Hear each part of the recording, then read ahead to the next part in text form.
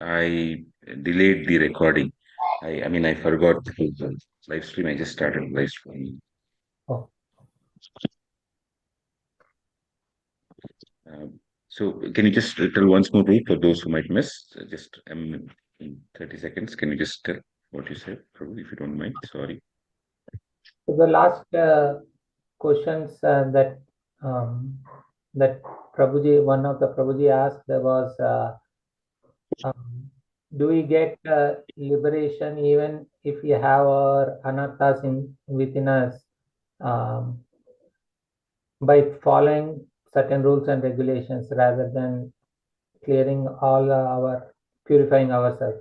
So Maharaj replied that no, you cannot go back to Godhead unless you purify yourselves.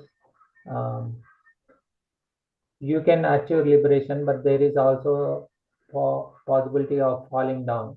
Uh, there is a falling down of such kind of state. So that was one. And when Snehamali Mataji asked whether we will have uh, traces of pure bhakti when we are doing sadhana bhakti in immature stage, and the Maharaj's reply was both yes and no. And the analogy Maharaj was providing was about tulsi seed. So like there is a potential of doing pure bhakti in immature stages when we are starting in sadhana bhakti, but they but technically there is no pure bhakti when we are doing in sadhana bhakti. Um, so those are the 2 points that I would like to share with you.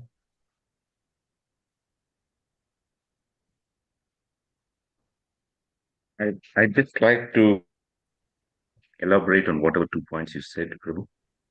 Okay. One. So when Snehavalli Mataji's question, what about the devotional service that we all do? What is it about? If we look very carefully in the Srimad Bhagavatam, Canto 3, Chapter 29, Text 8, Kapila Deva talks about how one can perform devotional service in various modes or in uh, being in Sattva, Rajas, and Tamas. So somebody who is in Tamas, he too can do devotional service. And such a person, it is said that he is envious, proud, violent, and angry. And his objective when he does devotional service is, uh, generally the purpose of devotional service is that one has to please the Supreme Lord. But for the case of the person in the mode of ignorance, it is done out of hatred. It is done out of pride, and it is done out of violence. Um, or to put it a little differently, a person in the mode of ignorance, he may like to do something for the Supreme Lord, but he does not see happiness and distress like in himself and others. Or to put it in other words, he doesn't have compassion. And because he doesn't have compassion, and he wants like somebody else should not be as good as I am, and this high competitive spirit sometimes, which leads to even more paranoid state that the other person should be worse compared to me. It's not that I should be better. The other person should go down in whatever they are doing. And basically, without this compassion, that is a mode of ignorance. And in that mode of ignorance, also one can do devotional service. Basically, anytime we do anything to destroy somebody else, it's called a tamasic bhakti. This is the cheating mentality, definitely. It's a competitive mood, but that's not what it is. What we should have. Then there is the Rajasic Bhakti, where it's not so much about how much the other person has to go down, but it's how I can be better than somebody else. They look similar, yet slight difference. Here it is, I have to show my superiority over others, and sometimes we need to have some material gain. We may want to have some fame, have some power. People should recognize that I have so many followers. I have so much pious credits that I'm able to, from morning to night, I'm so fixed in my service that I can chant 16 rounds in the morning. I can chant 32 rounds in the morning. Then I do a nice arati, and then I'll offer throughout the day. And I want to have a sense of happiness.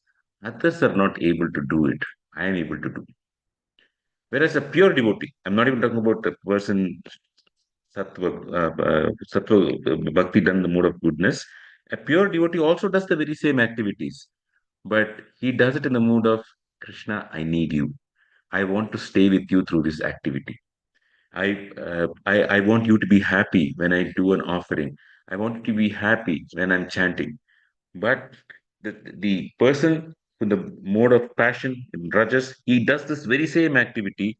Externally, it appears the same, but its intention is I want to prove myself great, valuable, better than others.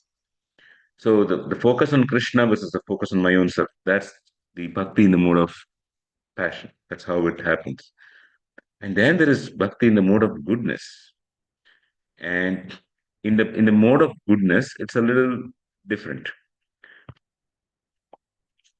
it, I mean, that's a major problem for a lot of us, for a lot of devotees, actually, the mode of goodness. Such a person offers the results of his activities to free themselves from the result of karma. We believe if I do this thing nicely, I will get nice marks in the exam. If I chant nicely, I'll get good marks in the exam, or I will get a promotion in the office, or there are so many debts that I have, those debts will go away. Something like that. Some there is an intention of receiving something. So we offer our effort, but we expect that the results of karma do not affect us in the future. And it is possible that by doing such a devotional service, our karmic baggage decreases. It is true. But the motivation itself is that. So that is one part of it, the bhakti in the mode of goodness.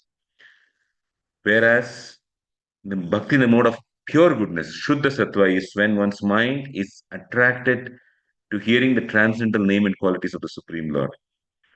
And it's just like the Ganga water flows downward from the ocean to the sea. That way, the mind is unimpeded and in devotional ecstasy. That's the stage of bhava, etc. And the mind is there.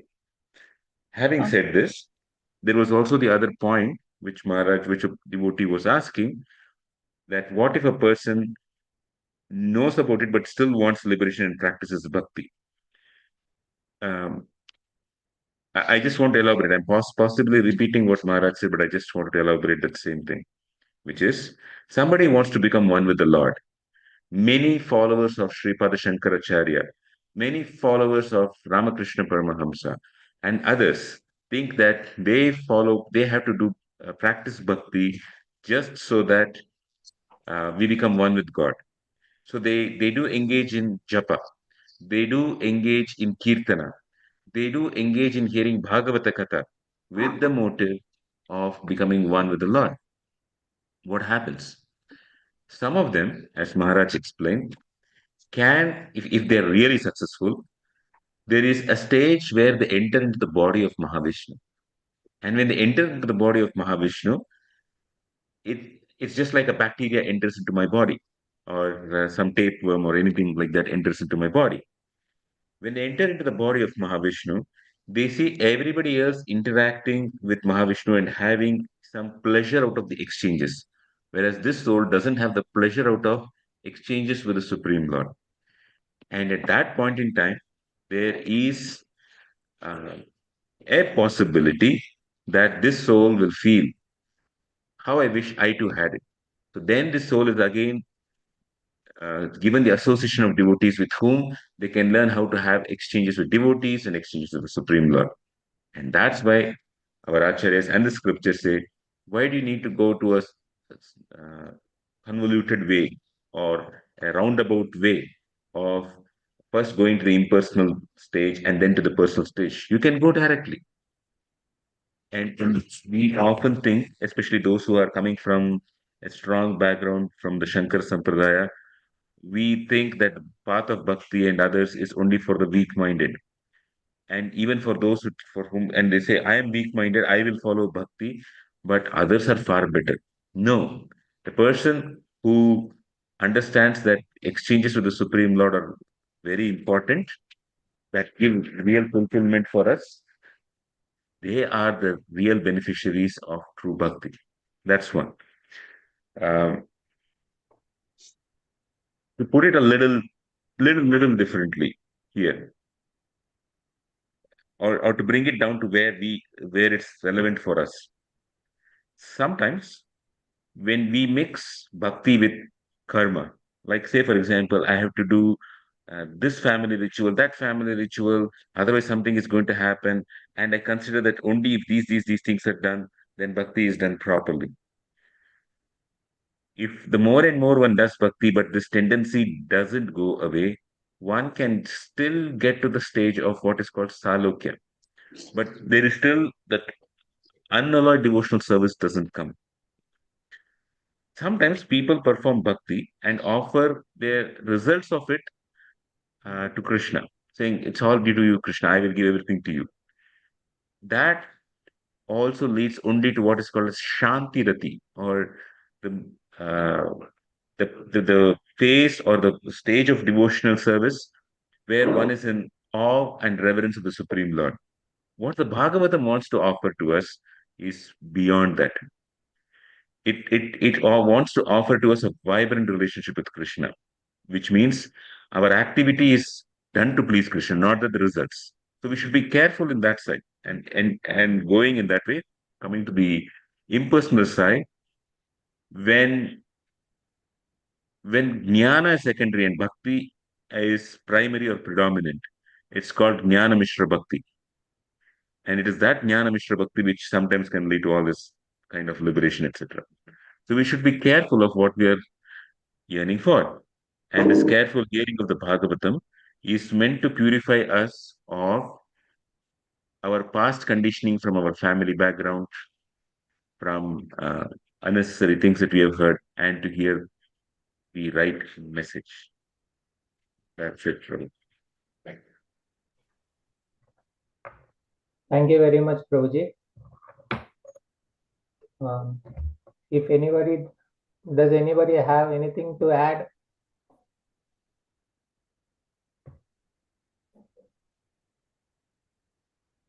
Okay. If not, then we will start the next part about prema from tomorrow. So thank you, everyone.